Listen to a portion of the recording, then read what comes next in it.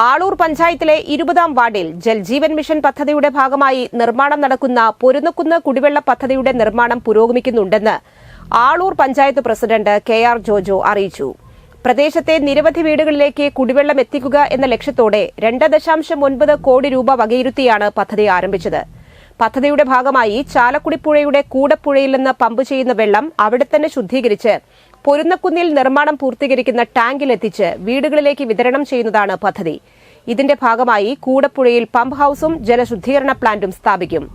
12.5 ലക്ഷം litre ജലം ശേഖരിക്കാൻ കപ്പാസിറ്റിയുള്ള ടാങ്കാണ് നിർമ്മിക്കുന്നതെന്നും ഏതാനും ദിവസങ്ങൾക്ക് മുൻപ് സമൂഹമാധ്യമങ്ങളിൽ ടാങ്ക് നിർമ്മാണം നടക്കുന്നില്ലെന്ന വാർത്തകൾ അടിസ്ഥാനരഹിതമാണെന്നും പഞ്ചായത്ത് പ്രസിഡന്റ് കെ.ആർ. ജോജോ കൂട്ടിച്ചേർത്തു. പഞ്ചായത്ത് വൈസ് പ്രസിഡന്റും വാർഡ് മെമ്പറുമായ രതി സുരേഷ്, പഞ്ചായത്ത് അംഗങ്ങളായ കെ.ബി. സുനിൽ, ഓമന ജോർജ് തുടങ്ങിയവർ സന്നിഹിതരായിരുന്നു. എത്രയും പെട്ടെന്ന് നിർമ്മാണങ്ങൾ പൂർത്തീകരിച്ച് ജനങ്ങൾക്ക് വെള്ളം എത്തിക്കുകയാണ് പഞ്ചായത്തിന്റെ ലക്ഷ്യമെന്ന് ഇവർ കൂട്ടിച്ചേർത്തു. നമ്മൾ ലളിതമായിട്ടുള്ള രീതിയിൽ അതിൻ്റെ തറക്കല്ലിട്ടു. 2 മാസം തികയണുള്ളൂ തറക്കല്ലിട്ടിട്ട്.